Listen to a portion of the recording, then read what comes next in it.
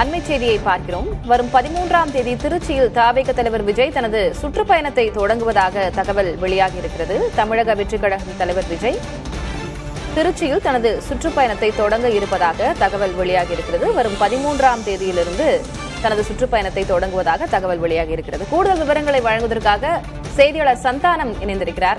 சந்தானம், முதல்ல மாநில மாநாடு வட மாவட்டமான விக்கிரவாண்டி, பிறகு தென் மாவட்டமான மதுரை, தற்போது திருச்சியில அவருடைய சுற்றுப்பயணத்தை தொடங்க உள்ளதாக அறிவித்திருக்கிறாரே, என்ன விவரம்?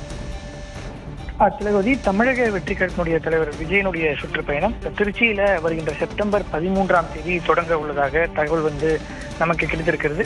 தவேக தரப்புல இருந்து செப்டம்பர் 15ஆம் தேதி அளவுல நிச்சயமாக தமிழக வெற்றிகளுடைய தலைவர் விஜய் சுற்றுப்பயணம் தொடங்கும் அப்படின்னு சொல்லியிருந்தா கூட அந்த தேதி இறுதி செய்யப்படாமல் இருந்தது. அவர்கள் குறிப்பாக 13, 15, 17 ஆகிய 3 தேதிகளில் எந்த தேதியில தொடங்குவது என்பது குறித்தான பேச்சுவார்த்தைகள் தொடர்ந்து நடைபெற்றது.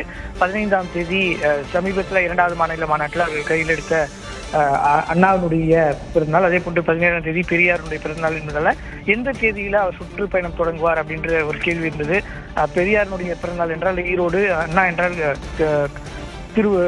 காஞ்சிபுரம் மாவட்டத்தில் தொடங்குவாரா என்ற பல்வேறு பேச்சுவார்த்தை இருந்தாலும் கூட அவர் டெல்டா மாவட்டத்தில் தான் சுற்றுப்பயணத்தை தொடங்க வேண்டும் என்பதில் உறுதியாக இருந்தாங்க. அந்த வகையில் வருகின்ற செப்டம்பர் 13ஆம் தேதியே இதனை தொடங்குவதற்கான திட்டம் என்பது தற்போது உறுதி செய்யப்பட்டிருப்பதாக தகவல் என்பது தெரிவிக்கப்பட்டிருக்கிறது.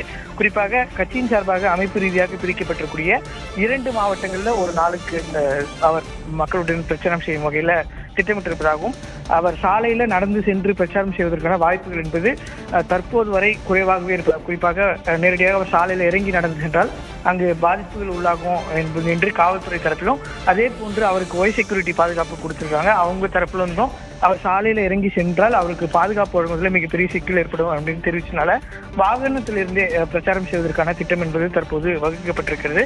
ஒவ்வொரு மாவட்ட செயலாளர்களும் அவங்களுடைய மாவட்டங்கள்ல எந்தெந்த இடத்துல பிரச்சாரம் செய்யணும் அப்படின்ற லிஸ்ட் ஏற்கனவே கொடுத்துருக்காங்க. அந்த இடங்கள்ல அவர் வாகனம் மூலமாக மக்களை சந்திப்பதற்காகவும், அப்படி இல்லாட்டி அவர் தங்கியிருக்கக்கூடிய தனியார் ஓட்டல்களிலேயே இந்த விவசாயிகளுடனான கலந்துரையாடல் நிகழ்ச்சியும் ஏற்பாடு செய்யப்பட்டதாக கட்சியினுடைய தரப்புல பேசும்போது தகவல் கிடைத்திருக்கிறது.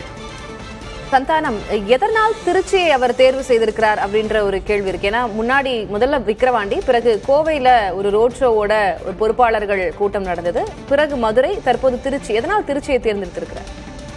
நிச்சயமா அவர் தவேகாவை பொறுத்த வரைக்கும் பார்த்தீங்கன்னா வட தமிழ்நாட்டில் முதல் மாநாட்டை நடத்தி அவருக்கு அங்கு மிகப்பெரிய ஆதரவு இருக்கிறது.